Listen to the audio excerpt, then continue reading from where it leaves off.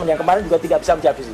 Apa yang dicari itu? Nah ini dia lagi mencari, ya dia sedang mencari kelulusannya, ya gitu. Jadi dia penyebab semua ini. tambah sedikit ya. Jadi assalamualaikum warahmatullahi wabarakatuh. Saya hadir di sini adalah untuk membersamai ya sahabat-sahabat kita semuanya. Prinsipal Dr. Leonie Lydia ini bukan orang lain. Ya beliau sudah bersama-sama saya, bersama-sama dengan Pak Lukas, bersama dengan Mas Syam. Kita juga membongkar adanya Jason Script ke dalam kegaduhan Sirekap, sistem informasi rekapitulasi pemilu. Dan kami juga waktu itu memenangkan juga di KIP dan terus berjalan ya. Jadi artinya kita bongkar sebenarnya kepalsuan yang ada pada pemilu tahun 2024 yang lalu. Jadi saya bersama beliau-beliau dan saya mohon maaf tadi memang agak terlambat karena saya tadi acara di Pulau Mas sampai siang, tapi saya mengikuti terus melalui siaran langsung dari teman-teman semua. Terima kasih.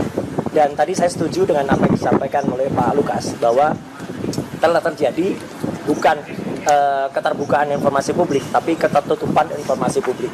Ya, jadi harusnya uji konsekuensi menjadi uji konspirasi. Karena apa yang seharusnya dibuka itu malah ditutup.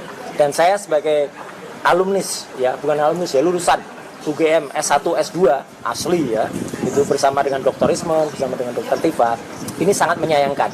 Statement yang saya lihat statement yang aneh ya, sangat paradoks. Karena pada tanggal 15 April 2025 yang lalu, Wakil Rektor UGM, Prof. Wening Udasmoro, itu dengan bangganya mengatakan, UGM memiliki predikat nomor 2 seluruh Indonesia PPID-nya.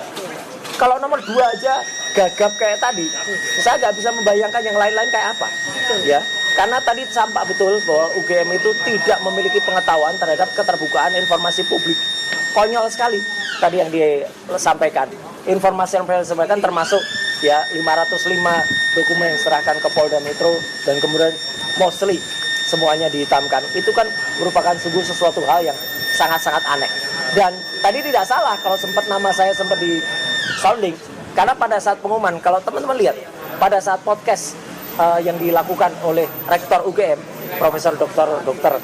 Ova Emilia, ya sebelum yang 3 menit 57 detik, tapi yang sekitar 20 menit yang lalu pun nama saya juga disebut juga. Satu-satunya nama selain Joko Widodo yang disebut itu nama saya juga.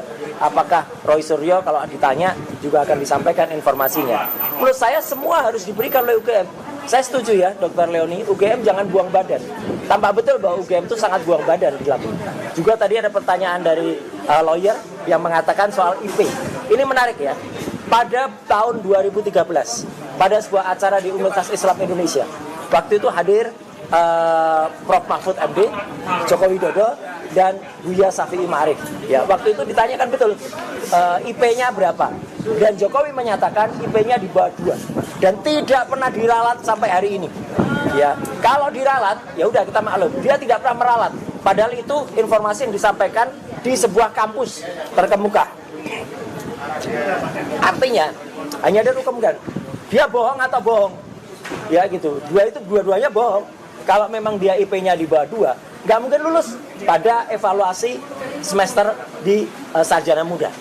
Dan kalau kita perhatikan informasi terakhir kemarin dari Rektor UGM, ini sungguh membuka tabir malah. Dikatakan ada terminasi sarjana muda dan dia nggak bisa mengelak karena bukti di Polda Metro adalah yudisium sarjana muda.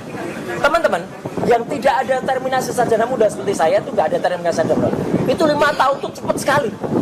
Dan 5 tahun tuh hanya bisa selesai kalau anak itu IP-nya 3 di atas. IP 2,5 maksimal ngambil 18 dalam 1 semester. Sekarang coba dengan kurikulum gabungan 122 plus 30 sekian, itu berarti 150 sekian dibagi 18 berapa tahun? Hampir 9 tahun, hampir 4,5 tahun. 4,5 tahun itu harus dikurangi KKN yang dia 1 semester sendiri, harus dikurangi skripsi.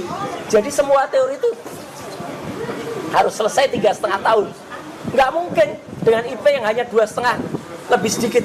Ini kebohongan lagi nih yang dibuka kemarin secara tidak sengaja oleh Rektor UGM yang mengatakan IP Saudara Jokowi 2,5 lebih sedikit, memang minimal. Tidak mungkin seorang anak pada zaman itu lulus 5 tahun ya, tapi dengan IP 2,5. Saya sendiri mencatat dan saya punya buktinya. Beberapa dosen UGM terkemuka ya, seperti Pak Hasani Simon, itu pun lulusnya 7 tahun ya. Safri Awang profesor sekarang. Itu lulusnya di atas 5 tahun. Ya, kemudian ada juga Pak Kasmujo. Itu juga lulusnya 6 tahun lebih. Ya, masa seseorang itu bisa lulus 5 tahun dengan IP 2,5 lebih sedikit. Jadi ini saya kira harus dibongkar, termasuk juga tadi meskipun tidak tidak ada legalitasnya untuk KIP, tapi pertanyaan dari salah satu lawyer tadi yang mengatakan pakai kacamata atau tidak itu menarik sekali. Karena terbukti setiap orang yang lihat, orang waras ya, lihat wajahnya di Pak Soto dengan wajahnya dia sekarang, itu sama sekali nggak ada mirip-miripnya. Jadi sekali lagi, saya hadir di sini untuk membersamai tim Bon Jovi, ya gitu, bersama Pak Lukas Warso, Pak Syam, Bu Dr. Leonie Lydia, dan juga kawan-kawan yang lain, bersama juga lawyer Pak Petrus, itu agar maju terus, kita bersama-sama, dan saya juga sebentar lagi akan ke Mahkamah Konstitusi untuk membersamai Dr. Bonatua Silalahi yang akan melakukan gugatan terhadap seseorang yang sedang dicari-cari legalitasnya ketika dia mendapat surat pernyataan kelulusan dari atau penyetaraan dari Dirjen Dikdasmen yang kemarin juga tidak bisa menjawab sih. Apa yang dicari? Nah ini dia lagi mencari, ya dia sedang mencari kelulusannya, ya gitu. Jadi dia mencarinya nggak ketemu, dan nanti kan nggak ketemu karena surat pernyataannya itu pun yang dari Dirjen Dikdasmen yang kemarin juga kita bahas di sini itu sangat janggal. Dan waktu itu Dirjen Dikdasmen mengatakan, oh itu ada poin-poin. Jelas betul nggak boleh mengatakan hanya ada poin-poin. Ada 11 poin. 11 poin itu termasuk rapor 3 tahun. Nggak ada itu rapor 3 tahun. Surat kelulusan dari UTS Insert nggak ada juga.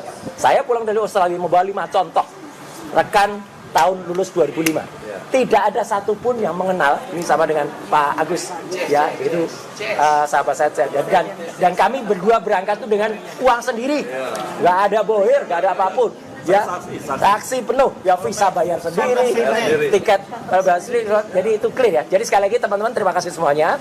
Hari ini kita makin membuka dan ini makin terbuka. KIP nanti akan membongkar, MK akan membongkar, dan masyarakat yang paling penting dibantu teman-teman media dan YouTuber itu akan terus membongkar kepalsuan ini. Terima kasih. Wassalamualaikum warahmatullahi wabarakatuh.